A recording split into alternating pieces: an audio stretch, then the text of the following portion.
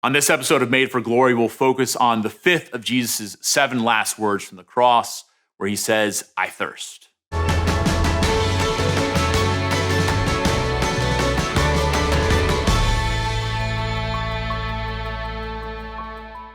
Recently, a friend of mine was telling me about a man named Scott Harrison. And Scott Harrison had a conversion later on in his life where he began to recognize the extreme poverty throughout the world. And he started working towards eradicating that poverty at its most fundamental state, the reality that millions and millions of people live without clean drinking water.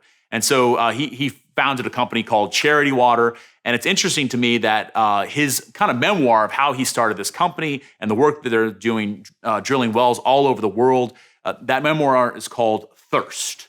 Thirst. And I think that word thirst, that reality of thirst is so primal, so fundamental to who we are as human persons, who we are as carbon-based life forms, that we have this thirst, this desire for water. And without that, nothing else matters.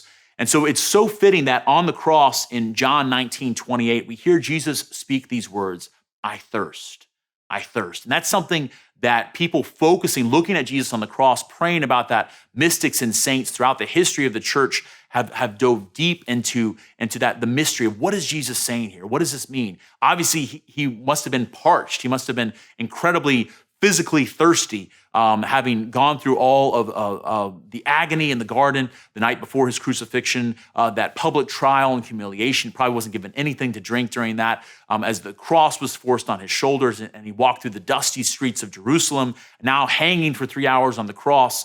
That incredible violence of crucifixion that was so terrifying for the Roman people that oftentimes they wouldn't even talk about crucifixion in polite company because it was so violent and scary for them, that from that place, Jesus says, "I thirst." But obviously, it's much more than that, because Jesus is truly man, but he's also true God. So what does it mean for God to say, "I thirst"? For God to express a need? Because, of course, the very nature of who God is God is the one who needs nothing.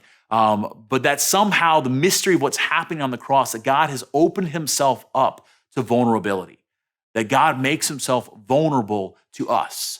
That God actually, in the words of one of the great mystics, that Jesus says, "I thirst for you. I thirst for your love." That he thirsts for the love of every man, woman, and child. And when we begin to encounter that, it really begins to change us. I think of the conversion of Mother Teresa. Mother Teresa had been a religious sister already. She'd been living for the Lord, but she had a much deeper conversion when she experienced and heard Jesus speaking about his thirst for her and his thirst for the entire world. And that the way that Mother Teresa began to seek to quench the thirst of Jesus was by going out and finding thirsty people who were longing for water, longing for food, longing for basic necessities, but also longing for love.